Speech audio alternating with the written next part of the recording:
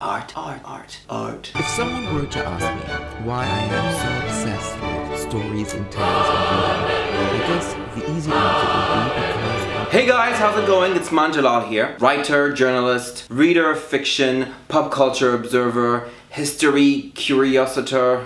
That's not even a word. Art enthusiast. Anyway, I am here today to talk to you guys about one of my most favorite artists of all time. Literally obsessed with him. I can't even recall when I was first introduced to him because his images and his paintings are embedded and etched into culture all over the world. You kind of can't escape him. He's influenced artists and writers and filmmakers and musicians and actors, and even technology, I would argue. So who am I talking about? Whether you have an interest in art or not, you've probably heard of the name Pablo Picasso. Painter, sculptor, ceramicist, stage designer, poet, and playwright. To put it simply, Picasso was a busy man. But why is Picasso so famous? Why have his paintings endured the test of time? For most of us, when we think of Picasso, images of weeping women with shadowed faces come to mind. And I've heard from a lot of my friends and a lot of people online the same question over and over again. Why is Picasso good? Why is this art? Couldn't a child have painted that? Well, first of all, I'm gonna stop you right there. Don't ever say a child could paint that, because I guarantee you if a child tried, he probably couldn't paint a painting like Picasso. I'll bet money on it. Now, the easiest way for me to tackle this question of why Picasso's paintings are good is actually quite simple. Picasso was born on October 25th, 1881 in Spain. From a very young age, he showed extreme talent and passion for art. His father was an artist himself and an art teacher, and he taught Picasso how to be a very skilled and talented draftsman. By his early teens, Picasso could paint figures realistically. He was extremely talented. It seems only natural that Picasso would get bored of this same way of creating art. So instead of depicting nature in a copy-paste manner, he wanted to explore the natural world. He wanted to explore people and emotions and ideas in a different way, and to depict what we recognize in the real world in a completely unique and even emotional way. But why have his paintings endured the test of time? Why is he one of the best and most expensive selling artists of all time? And why have they influenced a whole generation of artists even today? So throughout his career, Picasso introduced the world to new ways of looking at things. He did this by breaking the rules and making people question what art should really look like. And to this day, Picasso remains the most influential artist of the 20th century. So to celebrate what would have been his 136th birthday, here are 5 of his most influential works and why I think they changed the art world. The first painting I want to talk to you guys about is the Old Guitarist, which was painted in 1903. This painting is part of Picasso's Blue period. Most of the paintings that came from that movement were obviously painted in blue or dark gray or green. A lot of people have speculated as to why Picasso chose that specific color palette. Some believe it was because he was too poor to afford brighter colors that were more expensive. Some people thought it was a reflection of his mood. He was quite sad and depressed at that time because one of his best friends had committed suicide. Regardless of the reasons, The Old Guitarist is a haunting and beautiful painting. The guitarist is painted in an elongated and elegant manner to reflect his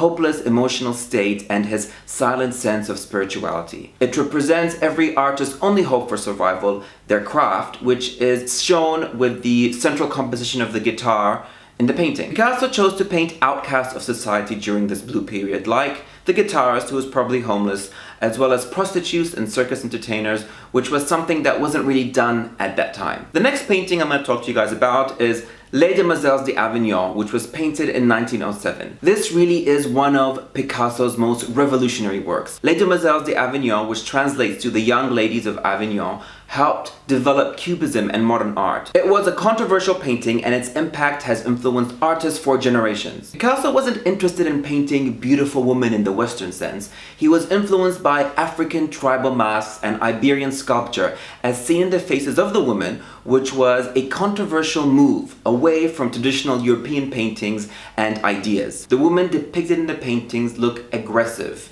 They are intimidating, and we can't tell whether they are laying back or standing up. Their poses are weird and angular, and shapes bleed into one another, where we can't tell whether space is receding or pushing back. To put it more simply, Picasso was interested in painting conceptual faces. Now, all of us know what a conceptual face is. If I were to draw 2 dots and a half circle line, we'd all see a smiling face. Now, we know that's not a realistic face, but we recognize it as a face anyway. Now Picasso wanted to take that idea and tell the world that, hey, this is art. Just because it isn't real doesn't mean that it's not of value or worthy or something that can communicate an emotion to us. At the time, this was kind of an insane idea. The third painting I want to talk to you guys about is Modulae, which was painted in 1912. I know it's hard to tell, but this is a portrait of Picasso's girlfriend at the time, Marcel Humbert. No, he didn't hate her or anything, but he was experimenting with a new style that he developed, which was called analytic cubism. The idea of the style is in its name, analytic cubism. It is an analysis of objects and people and a reinterpretation of how they exist in space. Picasso took apart the traditional subject of a woman holding a guitar and morphed the space, the shapes, the lines, and the shading. By completely abstracting all the elements of reality, he created a new way for us to look at a very old subject. This was also one of the first times that words and musical notes were used in a painting in a modern way. This influenced so many different ideas about design as well. The fourth painting I'm going to talk to you guys about is The Three Musicians, which was painted in 1921. Now you've probably noticed that music plays a very strong theme or motif in Picasso's work. Picasso was incredibly influenced and inspired by music, and it was a part of his Spanish culture. So it makes sense that music, whether through instruments or ideas of rhythm and balance, was evident in his work. The Three Musicians really illustrates Picasso's next style that he cultivated, synthetic cubism. Now, synthetic cubism was different than analytic cubism in that it was about a synthesis of different design elements. Color, shape, line, all came together in a flat way to create one image. Now, you wouldn't be wrong to assume that this looks like a collage, and I would dare to say that Picasso was the inventor of collage. And I want you guys to think about that idea for a second. Think about how collage has affected and influenced all elements of design and art over the last 80 to 90 years. From wedding invitations, to photo albums, to magazine layouts, to different aspects of film, and even the internet. Look at how Facebook or Instagram is designed in a very collage or a synthesis of different design elements. I would argue again that this all comes from the work that Picasso put in cultivating synthetic cubism. Picasso painted the three musicians in a flat, brightly colored, abstract shapes in a shallow space. They look like paper cutouts where we as the viewer are invited to look at the shapes, to reconstruct the image and make sense of the artwork for ourselves. We are expected to use our imaginations when we look at this painting. Picasso expects us to put this puzzle together and see what image we can create from these three musicians who are playing different instruments. The fifth painting is by far my most favorite Picasso painting of all time. It's entitled Guernica and was painted in 1937. This is Picasso's masterpiece. Guernica depicts the bombing of the Basque town of Guernica on April 26th, 1937. The painting is full of subliminal images about human suffering and war, but it also has strong symbols of hope and peace. We see a room where people and animals are stuck and in torture and in pain in this very strange space. Even though Picasso never liked to talk about the symbolism in the painting, by deconstructing the image, we can see so many different symbols of human suffering and of war and of man's hunger for power. It is essentially an anti-war painting. Guernica is such a powerful work that speaks to people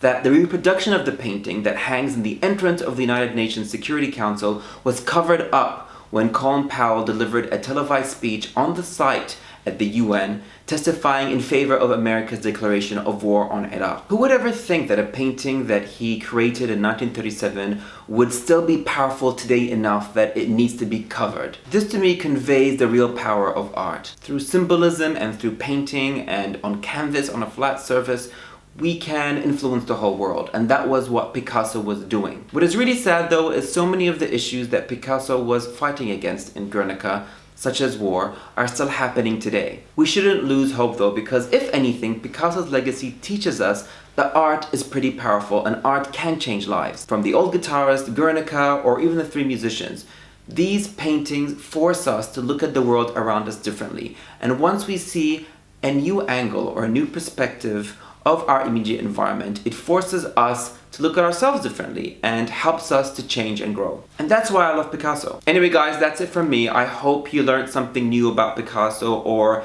at least it piqued your interest to maybe Google him or go to the library or buy a book about his work. I guarantee you the information I gave you today is literally the tip of the iceberg. If you guys enjoyed this video and enjoyed my ramblings, please press like or share this video, or even better, subscribe. Please subscribe. I would very much appreciate it if you subscribe to my channel. Thanks! I have a lot more to talk to you guys about when it comes to art, literature, and interesting people that I meet. You guys can catch me on all the standard social media platforms, Instagram, Facebook, and Twitter.